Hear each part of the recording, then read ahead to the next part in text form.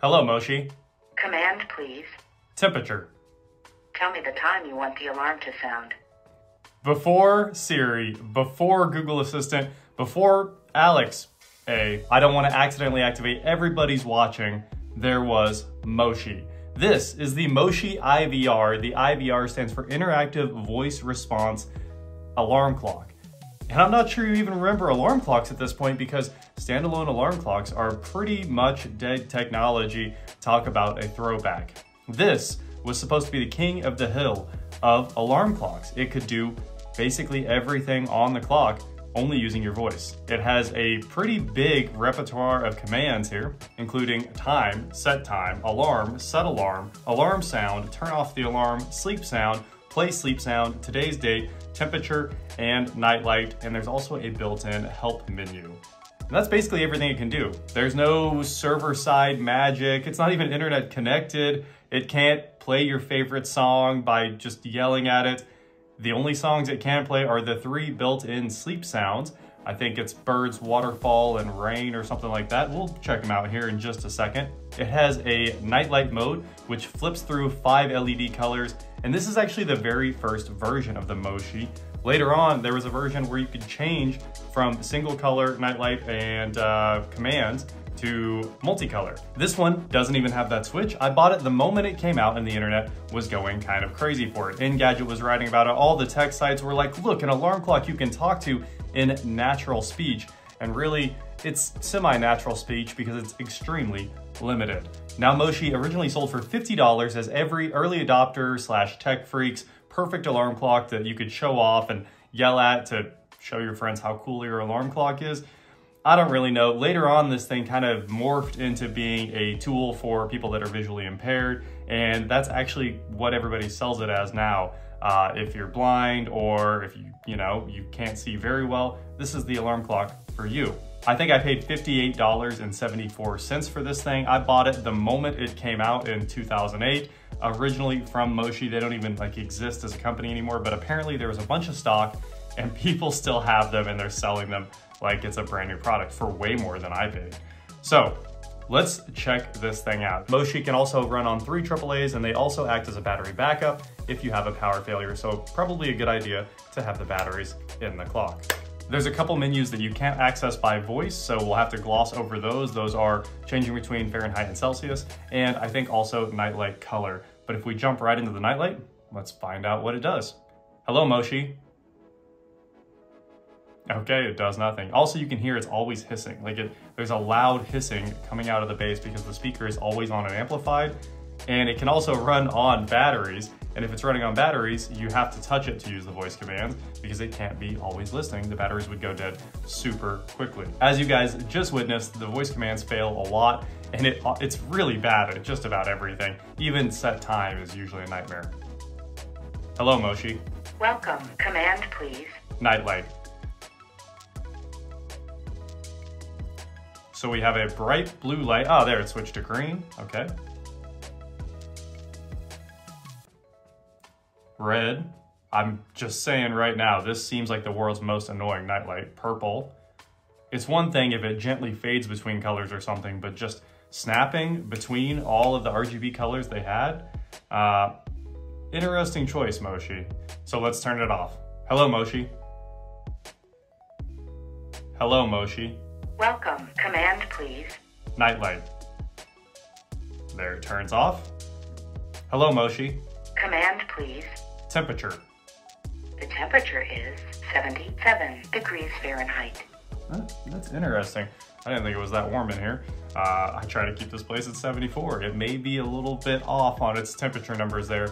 I guess if they get it in the ballpark, that's close enough. Hello, Moshi. Hello, Moshi. Command, please. Time. The time is 5:08 p.m. I think another problem with this clock is it's always listening, and if it hears a bunch of words and it's kind of put together as a phrase, it has to ignore everything else coming in for a minute. So if you talk to it immediately after finishing another sentence, it just does nothing. So you have to wait about a second to kind of clear the air so you can talk to your alarm clock. Hello, Moshi. Command, please. Sleep sound. To choose a sleep sound, say Sound 1. Sound 2. Or sound 3. Sound 3. Hello, Moshi. Command, please. Play sleep sound.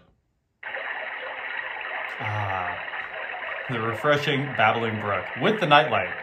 And to turn it off, you can't talk to it over the speaker because it can't hear you like all the modern voice assistants. You have to touch the screen to shut it off. Hello, Moshi. Command, please. Alarm. The alarm is set to 12 o'clock a.m. The alarm is off. The alarm is on, though. There's like a physical switch. Hello, Moshi. Command, please. Alarm. The alarm is set to 12 o'clock a.m. The alarm is off. I don't understand. It has a physical switch that says AL on. Hello, Moshi. Command, please. Set alarm. To set the alarm, just say the time you want the alarm to sound. For example, 6:15 a.m. Tell me the time you want the alarm to sound. 6:15 a.m. The alarm is now set to 6:13 a.m. There you go. Another great example of it absolutely nailing what it's supposed to do. It does that with the time pretty much every time you set it. You have to speak very slowly and incredibly clearly. You have to enunciate your words like you wouldn't believe. All the modern voice assistants, I mean, we all have them. We're used to them. You can pretty much just mumble completely at them and it'll probably do exactly what you want because they know what you like. It's in your email. They're so tightly integrated with your life that they kind of know what you want before you actually get into them. Obviously, they're still not that good, but it's such a level above what this does. Hello, Moshi.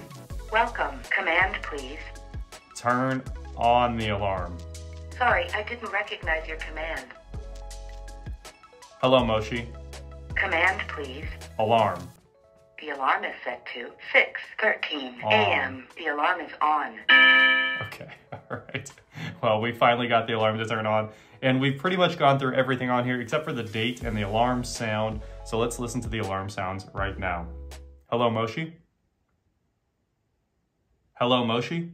Command, please. Alarm sound. To choose an alarm sound, say alarm 1, alarm 2, or alarm 3. Alarm 3. Yeah, that's ear piercing. That should make it happen. Well, there you have it. The alarm clock that was supposed to change your life, I guess, or be a compliment to your life, but ended up being quite the hassle that you had to just yell at over and over and over. I use the sleep sounds every once in a while, but if you wanted to turn them off, you had to get back out of bed, which is a big stretch because you wanted to put the alarm clock on the other side of the room so you wouldn't just punch the screen to make it go back to snooze every morning. So there was a lot of compromises, but it sure looked cool. I mean, the pinnacle of modern design, you think, a big floating LCD screen. And they did a good job on that. Honestly, the LEDs kind of glowing throughout the plastic. It's like edge lit from the bottom, and the color changing while it's talking and changing again to, I think, green while you're responding to it. Cool touches, and it must have sold well for a while because apparently there was a giant warehouse full of these things and they're still selling today. They're even available on Amazon. I'll throw a link in the description below and on a lot of websites for visually impaired people. I guess if you want one after seeing how okay this alarm clock is, watching this video, more power to you. So that is the Moshi IVR alarm clock. Thank you so much for watching Tech Throwback, and I can't wait to see you on the next one.